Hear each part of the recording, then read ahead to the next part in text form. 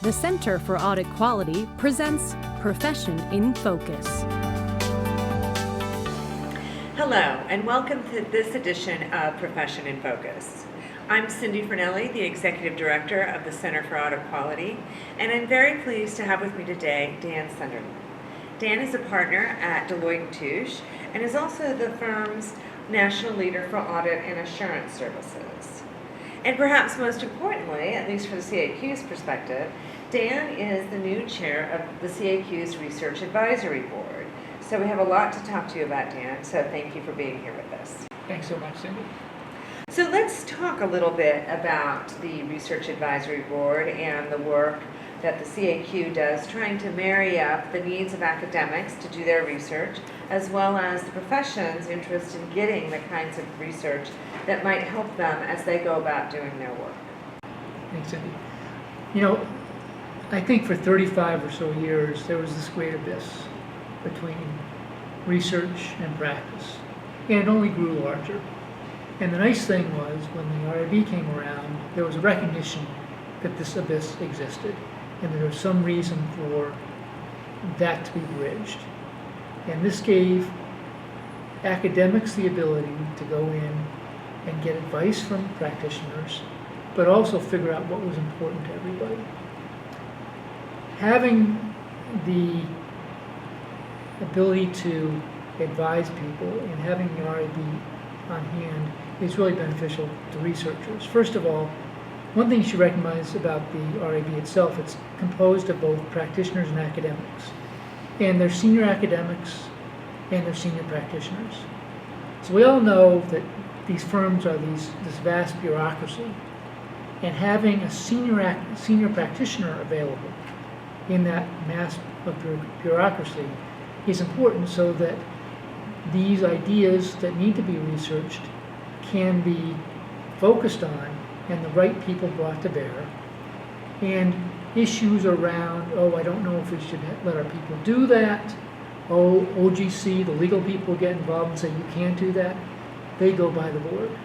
So that's one very important thing to understand. Having the RIB in place and having seniority there helps knock down barriers.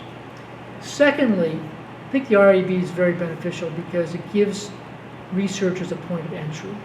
That is, they can come in, and if they're doing behavioral studies, there is this population at the firms that is readily at hand, and that has already been approved by the RIB and by the firms representing RIB to be undertaken. What happens with younger researchers and older researchers, the older researchers have built up this network of folks. So they were able to pick up the phone and call the professor, the practitioner that they knew down the street and get ready access to local firm resources. And that was helpful to some degree. But of course, those offices could be biased, so you could just have one particular population.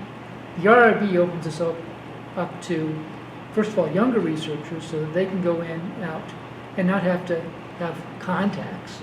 They have a point of entry.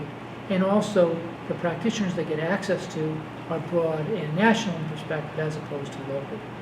So many good things. So you're talking about the Access to Audit Personnel program in particular, that provides that one-stop shopping, if you will, for researchers to come in and get access to personnel in the firm. That's right. But the RIB also, working with the CAQ, provides grants. So those researchers who do other than behavioral research, who maybe do archival research or literature reviews, also have a mechanism to get their research supported. And in fact, the CAQ has funded 28 research projects. And I know one of the things that you have done, in addition to your duties of being on the Research Advisory Board, is you act as a mentor to some of those researchers who want to submit a proposal to apply for a grant, and helping them through the process, helping them understand what is important, what might resonate with the profession, so that they have a greater chance of getting their proposal accepted. So tell us about that process, how you do that, and what you've learned through that mentorship program.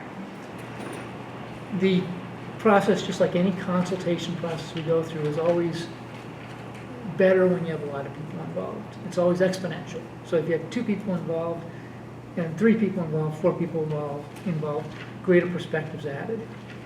What we find is we get these raw ideas to the RIB, and that's what we're trying to gather, those raw ideas. And what we've tried to do is, through this mentoring program, develop those raw ideas into something that can actually be implemented in the firms and actually produce research that is relevant to not only those from an academic perspective, but those from a practitioner perspective. So given your role, you say you like to learn, you like to be in the classroom, you like to understand what researchers are doing. Give us your perspective as to what's different today in the classroom. What are students like today in the classroom, and what do you think the profession needs to do to answer the needs of students and researchers today? Well, I think, as I've said a number of times, we're really in an audit renaissance. We're in a period of time when, for 40 years, we've been wandering around not knowing what to do, and we have this confluence of forces that are saying we need more information, we need to understand the profession. The PCOB came out with the risk assessment standards. All of a sudden, there's this great interest in data analytics, whatever you want to define that as. When you look at data analytics in the context of risk assessment out there, they marry together wonderfully. But it really is an environment now where kids have a lot, technology's out there, kids love technology. It can be married to the audit. It produces something productive. It's not an efficiency play, it's a depth of understanding play. And if kids are understanding what's out there, all that we do in the profession is understanding and analyzing. It isn't playing with things, it's understanding and analyzing. And people in the classroom teaching people how to think and how to put that thinking on paper and use an economy of words is so important to us. Well, more to come on the classroom and our research advisory board work. So thank you so much for all of your support of research and of the academic community and of the CAQ. So with that, I'm going to close this edition of Profession in Focus. Thank you for joining us.